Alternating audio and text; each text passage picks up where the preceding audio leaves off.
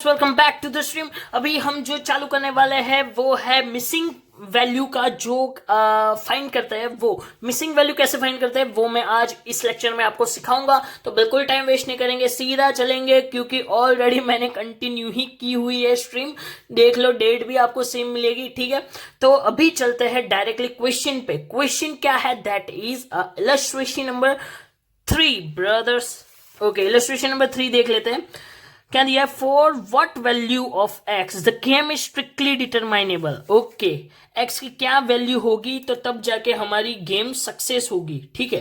तो एक्स की डिटरमाइनेबल बनाना है तो पहले एक्स की वैल्यू फाइंड करो। एक्स की वैल्यू नहीं फाइंड करनी है, ओके ठीक है। तो पहले सैडल पॉइंट मिलाते हैं। सैडल पॉइंट कैसे मिलेगा आपको पता है, that is a row minima and column maxima.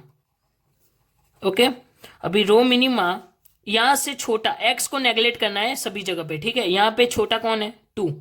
Okay, यहां पे सबसे छोटा है -5, यहां पे छोटा है -3, यहां सबसे बड़ा है -1। ओके, यहां पर सबसे बड़ा है 5 और यहां पे सबसे बड़ा है 2। ओके, अभी मैक्सिमम में मिनिमम ढूंढो। मिनिमम है -1 एंड यहां पे मिनिमम में मैक्सिमम ढूंढना है तो है 2।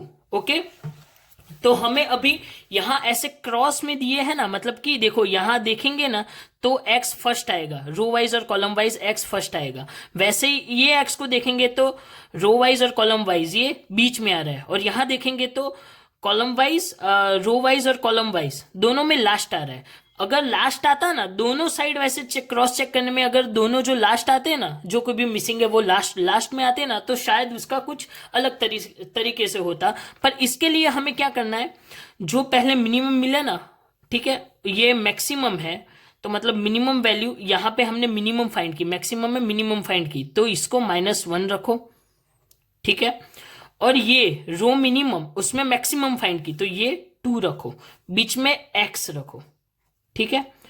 तो मतलब -1 होगा, ठीक है, उससे ग्रेटर देन और इक्वल्स टू की वैल्यू होनी चाहिए x, और x की वैल्यू वो लेस देन और इक्वल्स टू की होनी चाहिए 2 से। मतलब -1 से छोटी नहीं होनी चाहिए और 2 से बड़ी नहीं होनी चाहिए। ओके, पता चला आपको क्या कि -1 से x की वैल्यू छोटी नहीं होनी चाहिए, दैट इज -1 लेस देन और इक्वल टू x, और x इज लेस देन और इक्वल्स टू 2, ठीक है। मतलब कि x इससे छोटा और इससे बड़ा होना चाहिए, तभी जाके हमारा ये गेम डिटरमाइनेबल होगा, ठीक है।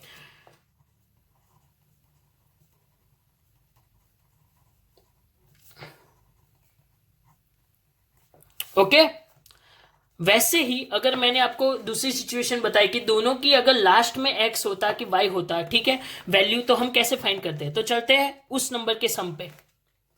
7 देखेंगे। क्वेश्चन नंबर 7 इस तरीके से दिया है। क्या बोला है? Find the range of a value of x and y which will make the element 2 to a saddle point for the game, ठीक है। मतलब कि जो मेक द एलिमेंट 2 को सैडल पॉइंट, मतलब कि इन शॉर्ट डिटरमाइनेबल बना सके, वैसा कुछ करो, ठीक है।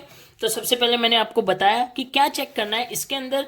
x बीच में कहीं आ रहा था, कहां पे फर्स्ट आ रहा था, सिर्फ एक ही जगह पे लास्ट आ रहा था, ठीक है। इसलिए हमने ये डायरेक्टली हमने सैडल पॉइंट, मतलब कि जो मिनिमम मैक्सिमा की प्रोसेस लगा के, मिनी मैक्सिमाइज वाली मेथड लगा के उसके बाद में ये रखा। पर यहां पे ऐसा नहीं आएगा। अभी देखो x कहां पे आ रहा है, ठीक है, कॉलम वाइज लास्ट आ रहा है, ठीक है, और y कहां पे आ रहा है, रो वाइज लास्ट आ रहा है, ठीक है। तो यहां पे दोनों की वैल्यू अलग अलग फाइंड होगी।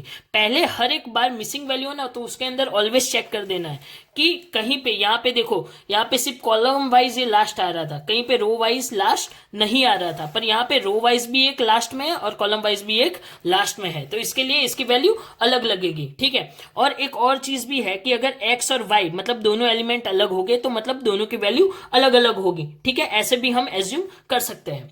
ओके, और यहां पे सिर्फ x था इसलिए इसकी वैल्यू अलग है। ओके, तो अभी देखते हैं, x और y को नेगलेक्ट कर देते हैं। यहां पे कॉलम वाइज सबसे मैक्सिमम कौन है, दैट इज 10, यहां पे है 7 और यहां है 6, ठीक है। यहां पे देखने जाए तो यहां पे मिनिमम है 2, यहां पे 7 और यहां पे मिनिमम 4। ओके, अभी इसके अंदर तो कोई जरूरत ही नहीं है अगर आप सिलेक्ट करो कि ना करो, ठीक है, क्योंकि उसकी वजह यह है कि दोनों एलिमेंट अलग अलग है, मतलब दोनों की जो वैल्यू होगी वो अलग अलग आएगी। एक्स और वाई, दोनों एलिमेंट एक्स और वाई ऐसे अलग अलग है, दोनों एक्स होते तो शायद वो वाली हमारी ये पुरानी वाली चल जाती, ठीक है। तो इसीलिए हम क्या करेंगे, इसको पहले एक्स और वाई दोनों को फाइंड करते हैं। अभी लास्ट कहां पे आ रहा है, एक्स है वो ऐसे जाओ, मतलब कॉलम वाइज जाओ तो लास्ट आ रहा है, ठीक है, तो कॉलम वाइज गए तो लास्ट आ रहा है, राइट। तो मैक्सिमम के अंदर क्या रखते थे हम, मैक्सिमम के अंदर मिनिमम वैल्यू चूज करते थे हम, ठीक है, मैक्सिमम के अंदर मिनिमम वैल्यू चूज करते थे। तो यहां पे आएगी लेस देन और इक्वल टू वाली साइन, क्योंकि मैक्सिमम में मिनिमम वाली हम मेथड यूज करते थे इसलिए। तो मैक्सिमम में मिनिमम, तो लेस देन और इक्वल टू वाली साइन, और एक्स के आगे क्या है 7, तो आएगा 7, ठीक है। अभी देखते हैं यहां पे वाई की रो वाइज चलते हैं, रो वाइज चलते हैं तो लास्ट आ रहा है, ओके, तो मतलब कि लास्ट रो वाइज आ रहा है। तो अभी देखते हैं मिनिमम, रो वाइज मिनिमम, तो मिनिमम के लिए क्या करते थे मैक्सिमम, तो यहां पे आएगी मैक्सिमम वाली साइन ग्रेटर देन और इक्वल टू, कहाँ, बिकॉज मिनिमम में मैक्सिमम यूज करते थे, तो ग्रेटर देन और इक्वल टू, और वाई के आगे क्या है 7, तो दैट इज 7, ओके। अभी अंदर हम हमारा आंसर मैच कर लेते हैं कि आंसर सही आ रहा है कि नहीं, क्योंकि मैंने भी फर्स्ट टाइम किया है, ओके। देख लीजिए ये आंसर हमारा सही है, x इज लेस देन और equals to 7, y is greater than और इक्वल्स टू 7, ठीक है। ये दोनों में फर्क क्या है मैंने आपको बता दिया। हैव अ गुड डे, मिलेंगे अभी नेक्स्ट में, वो है 3x3 का टेबल में, और स्टैंडर्ड कॉस्टिंग बहुत जल्दी अपलोड कर रहा हूँ आप।